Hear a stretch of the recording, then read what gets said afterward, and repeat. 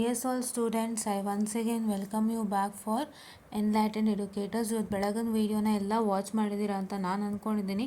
ಮಧ್ಯಾಹ್ನ ರಿಲೀಸ್ ಮಾಡಿರೋಂಥ video. Hope you all got motivated. So ಇದು ನಿಮ್ಮ ರಿಯಲಿಸ್ಟಿಕ್ ಫ್ಯಾಕ್ಟ್ ಅಂತಲೇ ಹೇಳ್ಬೋದು. ಬಿಕಾಸ್ ಇಂಜಿನಿಯರಿಂಗ್ ಸಿಲೆಬಸ್ ಹಾಗೆ ಸೆಟ್ ಮಾಡಿದ್ದಾರೆ ಆ್ಯಂಡ್ ನಿಮ್ಮ ಎನ್ವಿರಾನ್ಮೆಂಟ್ ಕೂಡ ಹಾಗೆ ಇದೆ. ಆ್ಯಂಡ್ ಆ ಎನ್ವಿರಾನ್ಮೆಂಟ್ ಇಂದಾಗಿ ನೀವು ಎಲ್ಲ ಸಬ್ಜೆಕ್ಟ್ಗೂ ತಲೆ ಕೆಡ್ಸ್ಕೊಳ್ಳೋಂಗಾಗಿರುತ್ತೆ. ಇಲ್ಲಿ also get feared on the subjects which you don't require it in future. So ಆ ಥರ ಎಲ್ಲ ಸಬ್ಜೆಕ್ಟ್ಗೂ ತಲೆ ಕೆಡಿಸ್ಕೊಂಡು ಎಲ್ಲ ಸಬ್ಜೆಕ್ಟ್ಗೂ ಸ್ಟ್ರೆಸ್ ತೊಗೊಂಡು ಓದ್ತಾ ಇರ್ತೀರ. But that is not needed. I told you what you all have to do.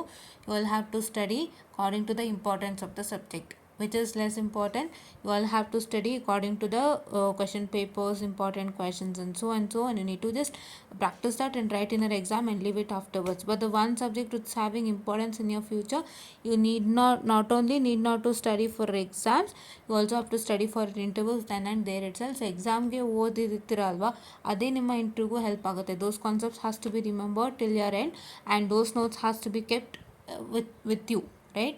Those notes of that particular subject has to be kept with you. You need not to give it back to anybody, like ರದ್ದಿಗೆ ಹಾಕೋದು ಅದೆಲ್ಲ ಮಾಡೋದು ಬೇಡ. Keep it and when you go for interview just revise that and go fine.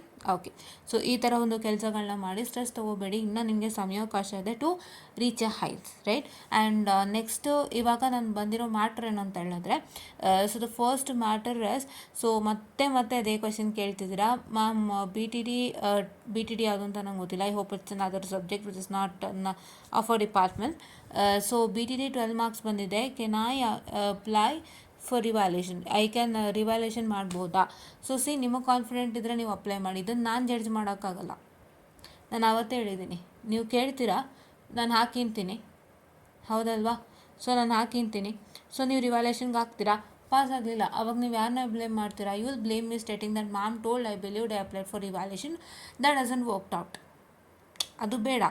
ನಿಮಗೆ ಎಷ್ಟು ಬರಬೇಕು? 18ಗೆ 6 ಅಲ್ವಾ? So 6 ಬರಬೇಕು. ಸೊ ಇವಾಗ ನೀವು 6 ಮಾರ್ಕ್ಸ್ಗೋಸ್ಕರ ರಿವ್ಯಾಲ್ಯೂಷನ್ ಹಾಕೋದು ದೊಡ್ಡಲ್ಲ. 6 ಮಾರ್ಕ್ಸ್ ನಿಮಗೆ ವಾಪಸ್ ಬರುತ್ತಾ ಅನ್ನೋದು ಯೋಚನೆ ಮಾಡಿ. ಸೊ ಹಾಗಾಗಿ ನಾನು ಹೇಳಿರೋಂಥ ಕೆಲಸನ ನೀವು ಮಾಡಿದ್ದೀರಾ ಅಂತ ನಂಬಿದ್ದೀನಿ. ನೀವು ನಿಮ್ಮ ಚೆಕ್ಔಟನ್ನು ಮಾಡ್ಕೊಳ್ಳಿ. ಇನ್ನೂ ಸಮಯ ಇದೆ. 11 ತನಕ ಇದೆ ಅಲ್ವಾ?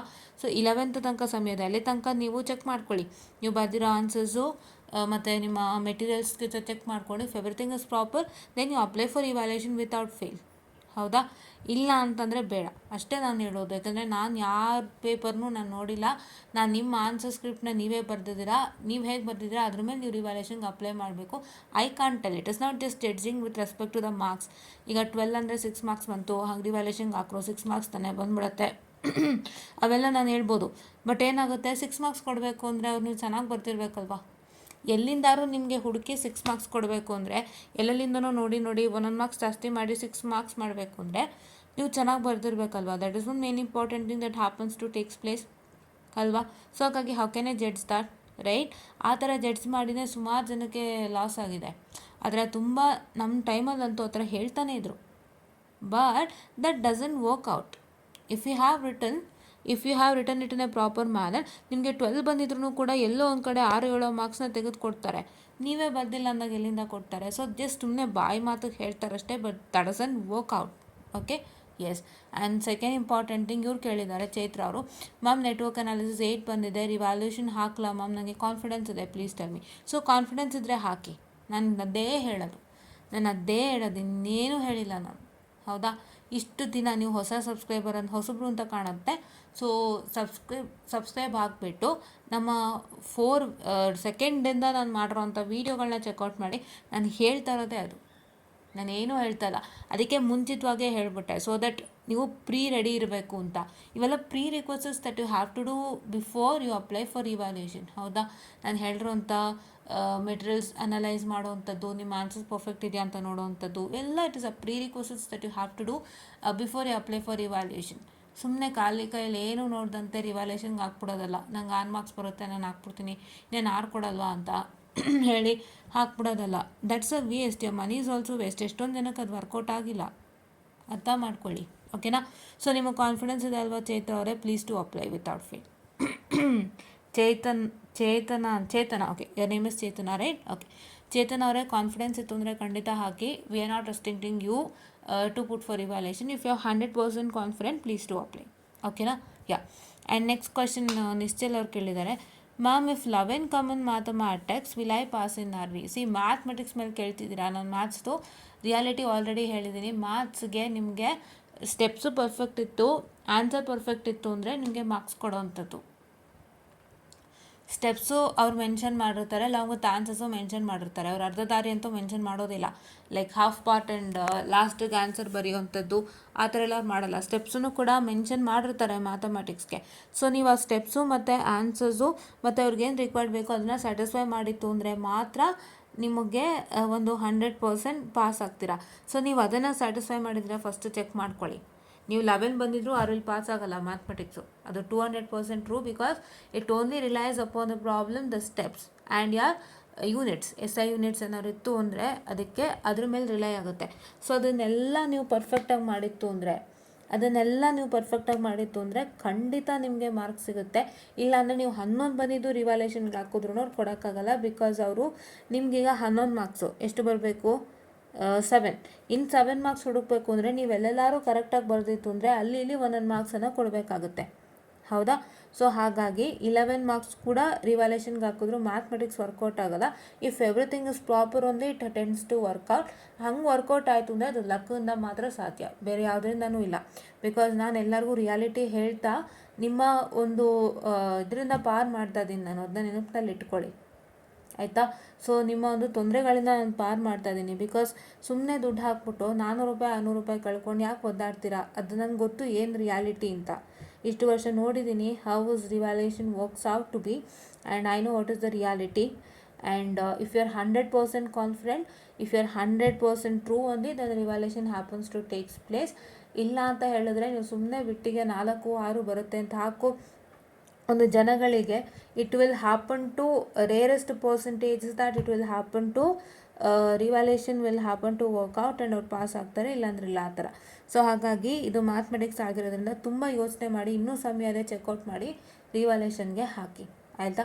ನಿಮ್ಮ ಆನ್ಸರ್ಸ್ ಎಲ್ಲ ಪರ್ಫೆಕ್ಟ್ ಆಗಿತ್ತು, ನನಗೆಲ್ಲೋ ಒಂದು 7-8 ಬರುತ್ತೆ ಅಂತಂದರೆ ಸೊ ನೀವು ಹಾಕಿ ರಿವ್ಯಾಲ್ಯೂಷನ್ಗೆ, ಆಯಿತಾ? We are not restricting you, right? But